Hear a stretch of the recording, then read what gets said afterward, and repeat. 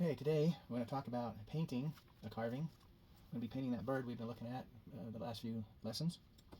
First thing we want to do, before we start to paint, we want to prepare the wood. This is just the way I do it. You mix, for our oil mix, we want to mix 1 part boiled linseed oil and 1 part mineral spirits. When you mix up your oil and mineral spirits, you can keep your excess in a plain paint can that you can get at the Home Depot and Lowe's. They're just empty. They have quart size or gallon. You put your carving into it, let it soak a second, pull it out, wipe off the excess. Then you need to let it dry. It'll take a day or 2 or 3 depending on temperature and the weather and all that kind of stuff. What this does is prepares the wood to accept the paint. It's smooth, it flows a little smoother, covers nicely, and just makes the thing look better at the end. So it doesn't matter what craft paint you use. I've got all kinds of different brands. They all really work the same. Some have better colors or different colors that others might not have. So what we want to do is mix the paint thin. It comes out of the bottle, it's pretty thick. And you rarely want to use solid paint unless you're trying to cover something up, or you just need the thicker paint for one reason. We'll get into that a little bit later. So we need to add some water. If you ask different carvers about ratio of paint to water, you'll get all kinds of different numbers. I just do it till it's right. Oh, another thing about painting, get yourself some kind of an apron. I got this from Ace Hardware. Helps protect your clothes. Accidents happen. Luckily I've never spilled on my clothes, but I've spilled on the table. And once I get a paint mixed up, I'm going to test it on my paper here and see how thick it is. I want it thick enough to cover, but thin enough that it's not going to glob up on the painting, on the carving. As far as thin paint goes, if it's too thin, it can run, and it will run in places you don't want it to go. So you might want to be real careful about that. I brought a couple examples of leaving the wood exposed. You can see the buckskins, just the wood grain shows through, but leaves a nice color. The darker flesh tone color is that same oil mixture with oil paints added into it to give it color. And that's a way you can make your own oil stain, is just use oil paint and mix whatever you want. Now as far as solid color versus thin paint, the end of the feathers here is very thin black, so I don't want it black, but I want it dark. The red is solid, just a little bit thin so it flows better. The detail on the headband, that's 100% no mixture, because I want it solid. I don't want it running at all. On the tomahawk, that's just again a very thin paint just to give it the darkness that I want.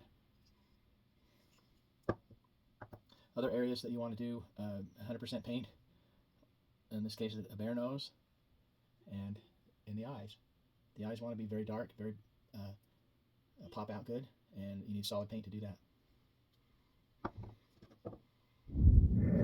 So that looks pretty good.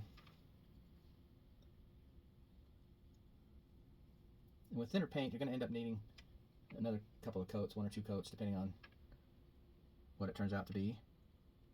And I'm going to leave some areas uncovered, simply because I'm going to paint over that anyway.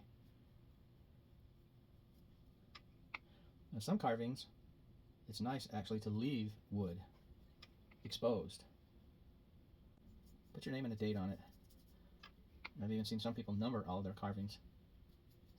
I think you get lost on how many carvings you did if you do that.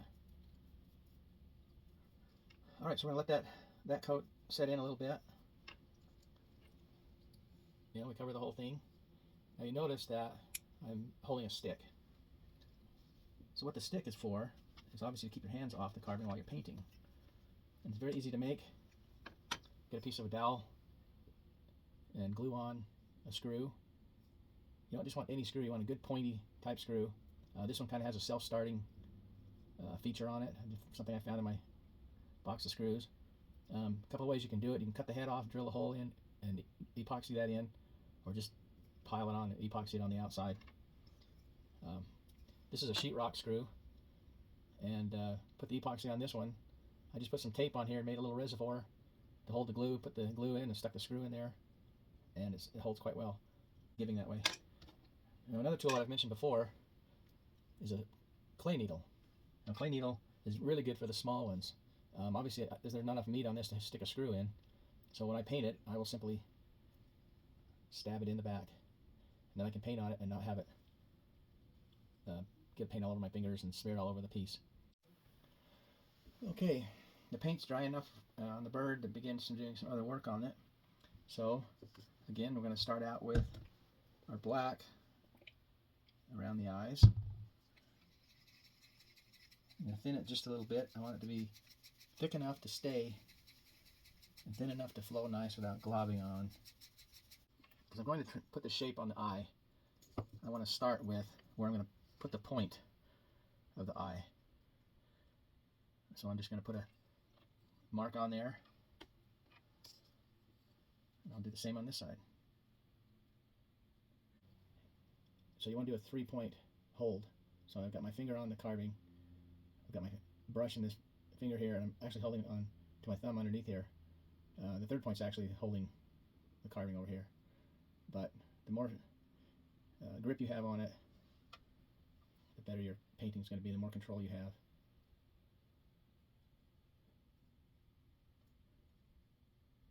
You can also rest the carving on the table. I left a little groove around the beak when I carved it. It's a good place for the brush to kind of slip into and stop, not running all over the beak.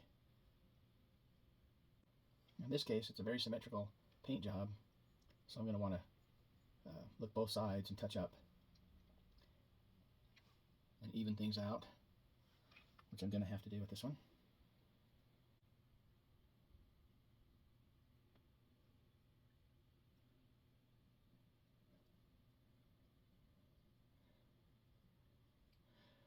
Alright, there's the basic on it. Again, on this type of paint detail, you want the paint to be thicker. It doesn't need to be thick right out of the bottle, thin it up just a hair, but you don't want it running at all. You want it to stay put. Okay, I'm going to touch this up, let it dry, and we'll get onto the beak. Color on the beak. I'm going to be using some orange with a little red. I don't want it quite so orange. Okay, that's about right. And this will take a couple of coats to cover it up good, because I do want the beak to shine up nice.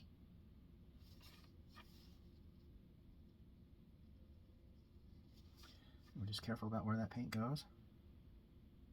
Again, this is that thicker stuff. You don't want it running. Just went a little off right there. I don't want it in there that much. So I'll blot it out. And then when that dries, I'll come back with a little black and clean that up. So I'm going to put another coat on when that beak dries. Right now, I'm going to add a detail. You can see that the eyes are just about invisible in there. Not a lot you can do with that, black eyes and a black trim around the eyes. But a little white dot. Use a toothpick just in the upper part of the eye. Do the same on the other side. Now, it looks like there's an eye.